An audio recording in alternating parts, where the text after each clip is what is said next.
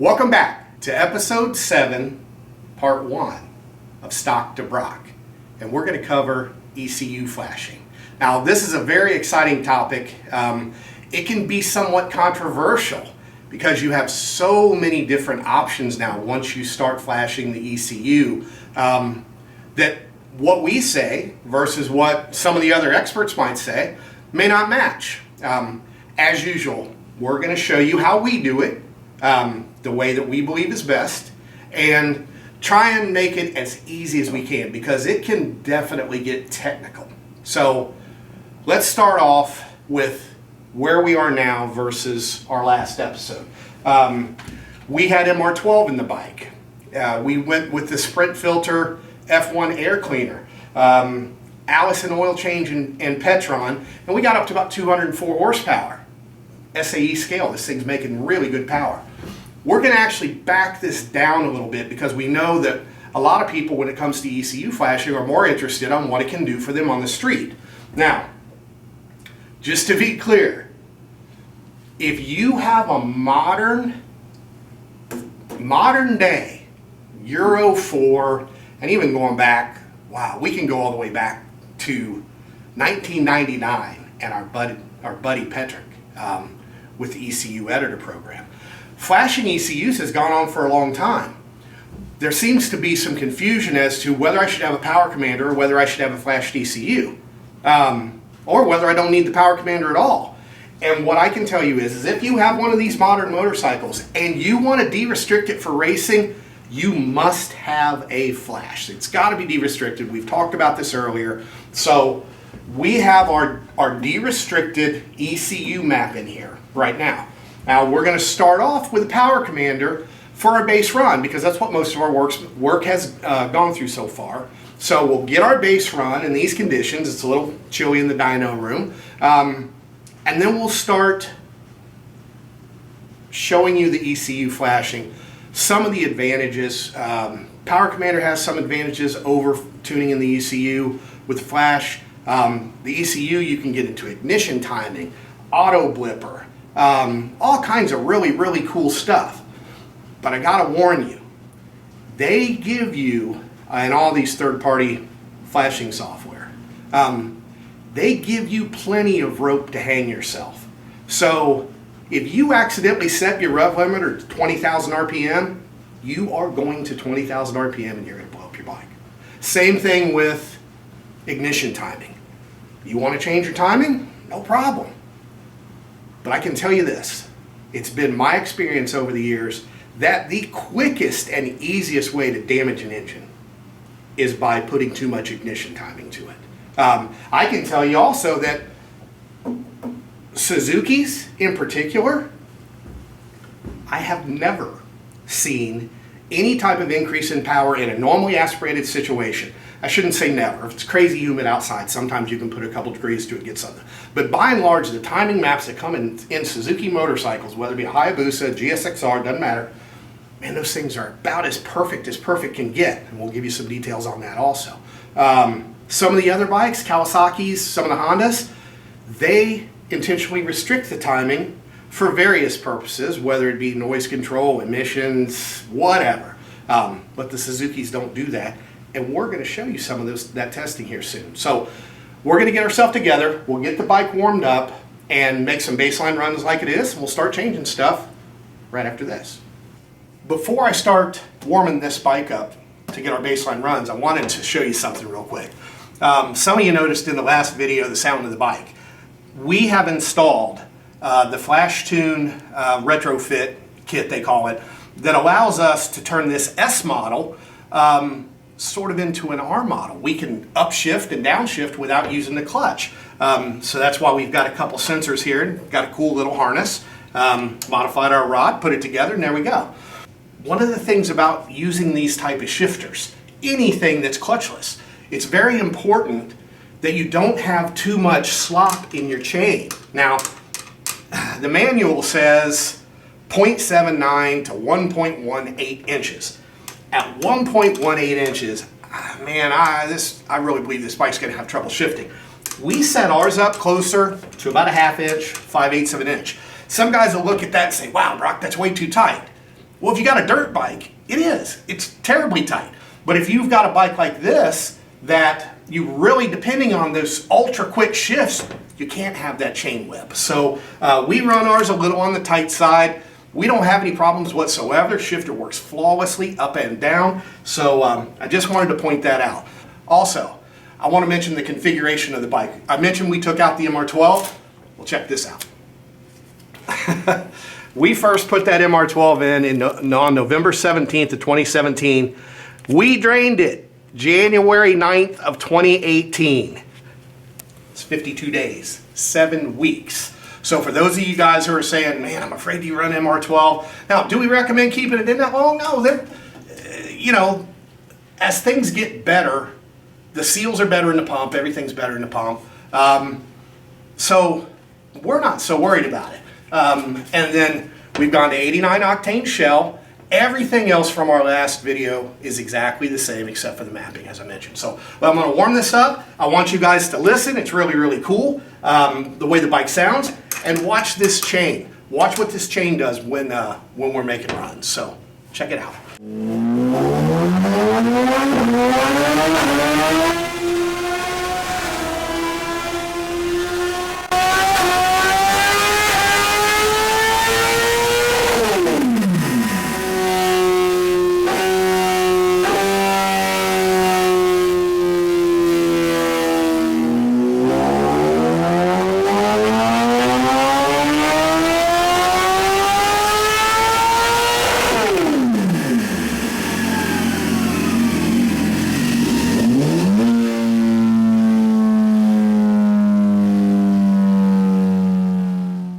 That was pretty cool to watch, wasn't it? That chain goes everywhere, whether you're upshifting, downshifting.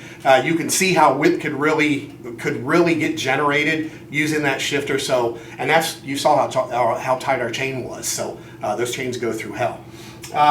We have our baseline. So on this particular day, snow outside, melting, we made 193 horsepower.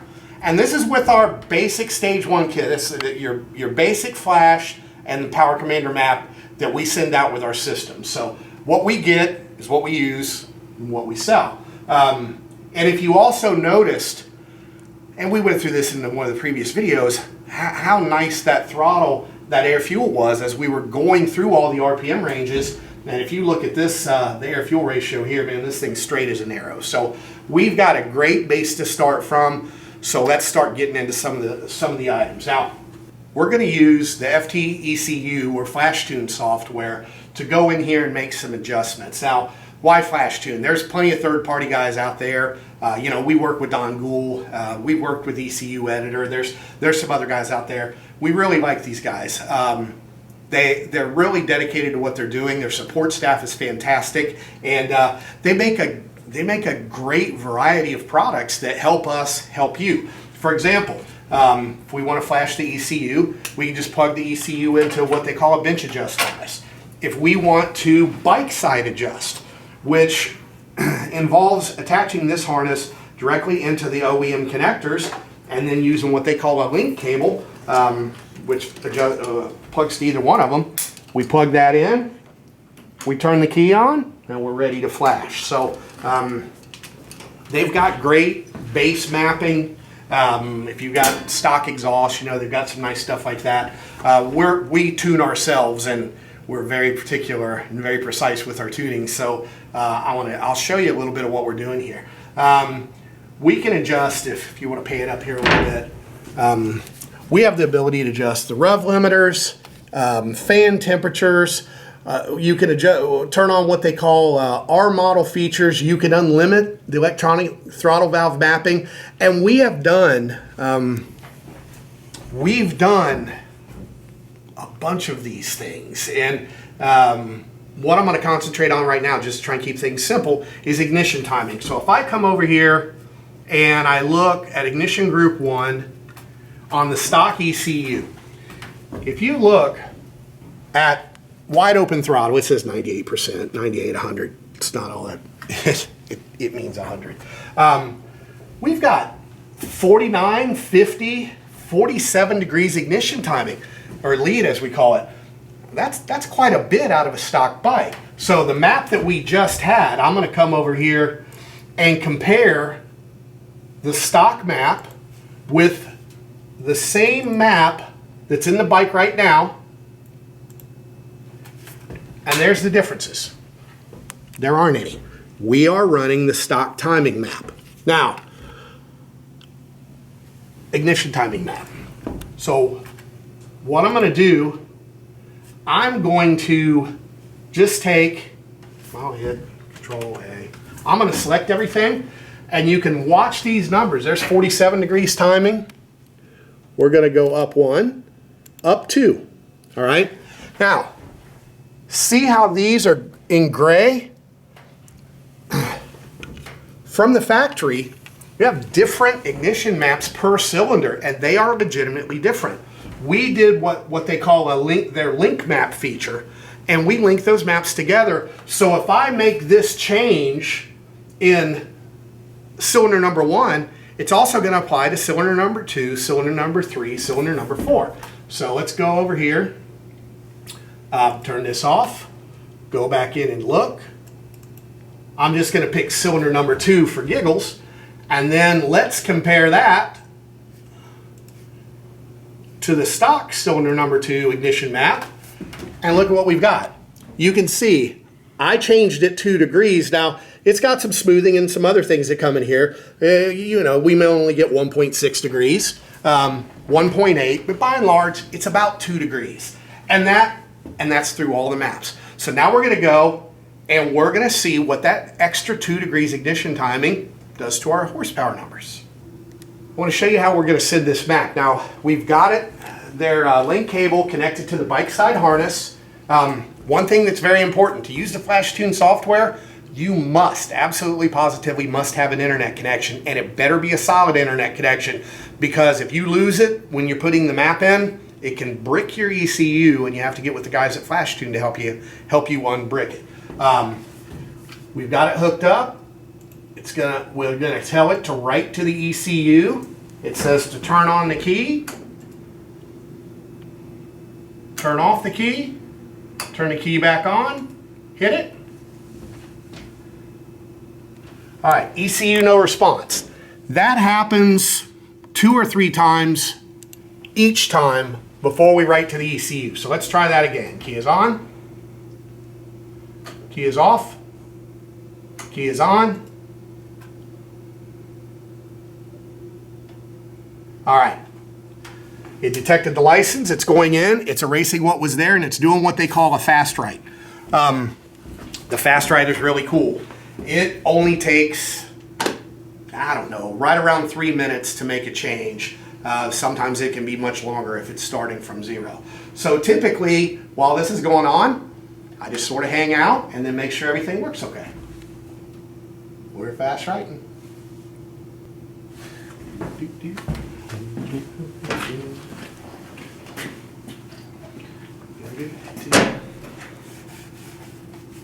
I know it's absolutely killing some people to see this thing flopping around. Brock, why do you have that still on? Because we're making power. We don't care about little crap like this. It's going to go away soon enough. I'm not going to waste any time on it. I'm taking my time and putting it towards making more power. Ho! Success, you may disconnect. Now, let me show you this. I'm connected. I'm going to turn my bike off, start my bike. Nothing. There's no direct link like there is when you're using a power commander. So we'll turn off the key. We'll take the cable off. We'll turn the key on, listen for the fuel pump. Hey, there's a fuel pump.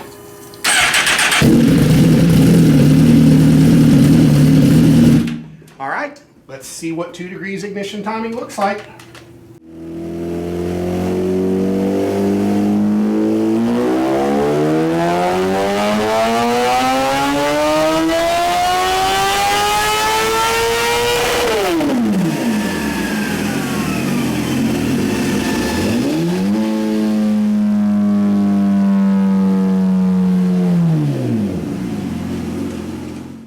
Okay, with an additional 2 degrees ignition timing, no other changes to the bike.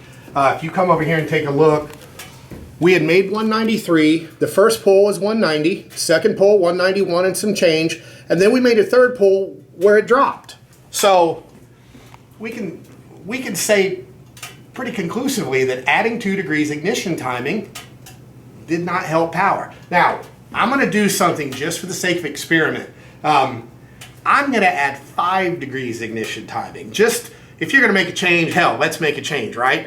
One of the things I want to point out,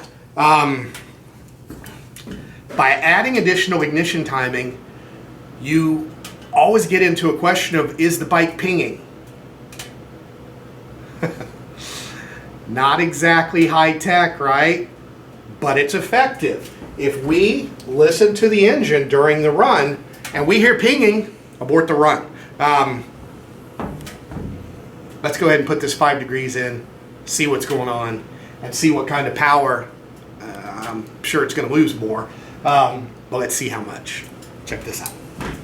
Okay, I told it to add 5 degrees timing. We'll use the compare feature here. I'm going to choose the stock map again, cylinder 1 to cylinder 1, and you can see 5 degrees was 4.4 in some places, 4 here. Never really actually went up to 5.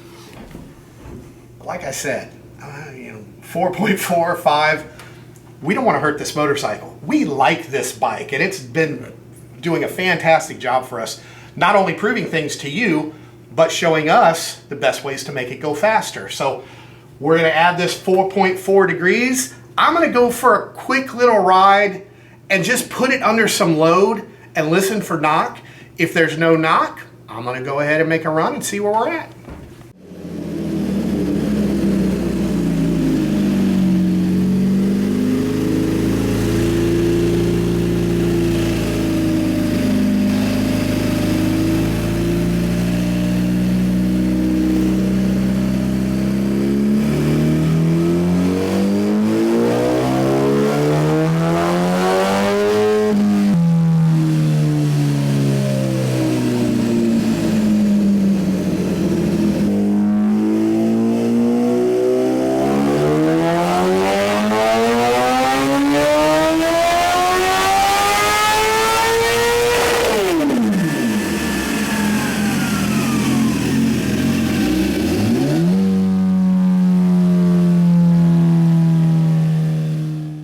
Pulling out some Dr. Brock stuff there with the stethoscope, right?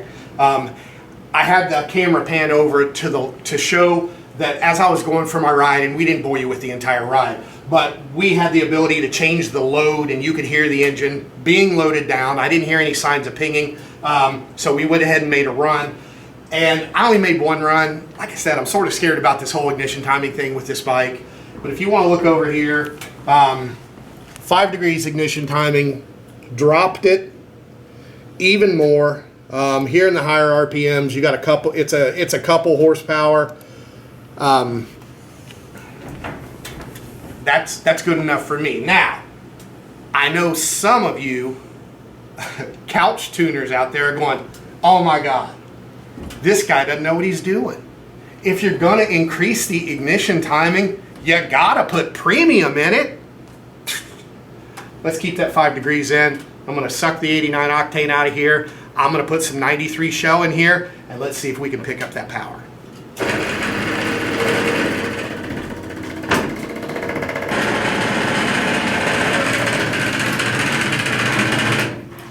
Okay, I think I mentioned this once before about the gas tapper and using it in this GSX-R. We can see to the bottom of the tank, so we know that there's, if there's any fuel in there, it's minimal. This thing does a great job of sucking it all out. We can see it in here, so we know that 89 is not going to contaminate our 93. We're going to put the 93 in, but I wanted to mention, I'm going to save this 89. This was an empty can. I'm going to save this 89 octane so that when we continue on with our testing, we've got exactly the same fuel after we pull the 93 out, if we pull it out, depending on our results. So this is 93 octane shell we're pouring in. We're just using an old MR12 can, a metal can, to keep it fresh, just to demonstrate exactly how crazy we are when it comes to testing.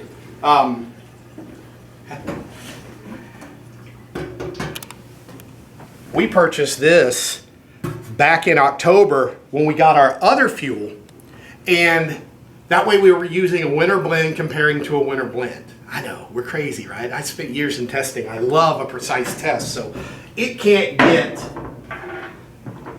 any more precise than this. We're gonna put the 93 premium in here. We still have 5 degrees ignition timing, and I'm gonna make one run to see where we're at. We'll see if it jumps up in power or what it does.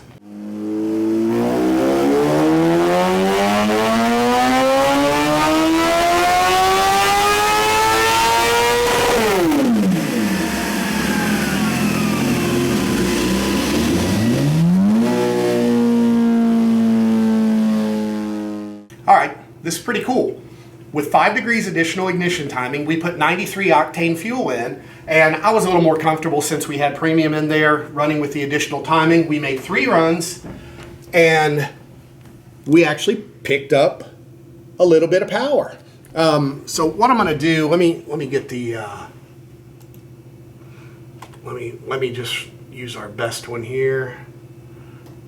Green, okay. So you can see, it picked up all the way through. The question I have though is, did we have to put an additional 5 degrees timing just to burn that premium fuel? So the only way we can find that out is to put the stock ignition timing map back in and see what happens, because, you know, I'm not really sure why we would want to run a more expensive fuel and have to risk potential engine damage with more ignition timing. And you know, it's really nice, it's cool, there's no humidity really going on right now, but you get in the summertime with all that additional ignition timing, and you really could build some heat. So the question is, if we put the stock ignition timing back in with the 93, what's gonna happen?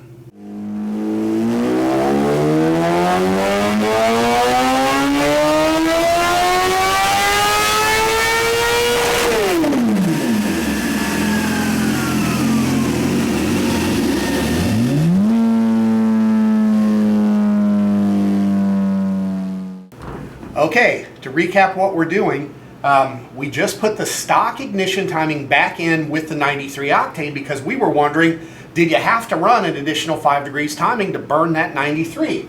Well, if you come home over here and look, that was the best previously with the ignition timing. We actually did a little bit better using the stock timing and the 93. Now, let me pull this up. I'll get rid of this. And now the problem we've got is we still haven't matched our original base run with the stock timing, stock ignition timing, and the 89. Let me pull it back up. And don't get me wrong, it's close. It is really close. We are splitting hairs. So what does that mean for you? It means if you want to run premium instead of 89, go for it. You're fine. But you don't have to run a bunch of ignition timing to be able to do that to get your max performance. I don't know about you, but I would rather run the ignition timing that Suzuki engineers determined was best for this motorcycle. Well, personally, I don't need to shade tree and think that I know more than they do, because I don't. But this has basically proven what we started out with at the very beginning. Ignition timing changes on a normally aspirated bike on pump gas just don't make that very much difference. You got nitrous, you got build engines, you got all kinds of other asterisks. It's a different story. But on a stock bike with all bolt-on components, it just doesn't make much sense to change the ignition timing. Now, what we're going to do to start off our next segment, I'm going to go ahead, take the 93 out because 89 has been our base fuel the entire time. I'm going to put the 89 back in, set it up just how it was, and then we're going to take the power commander out of the equation and import this DynoJet map into the ECU to show you exactly what we're going to get. Unfortunately, you're going to have to wait till next time, but it won't be as long. Sorry for the delay. Go to brocksperformance.com and check it out. We got a new website. A lot of work. So we'll see you next time. Stock to Brock. Episode 7, Part 1. Be watching for Part 2, Fuel Tune through the ECU, and we'll compare the results with that also.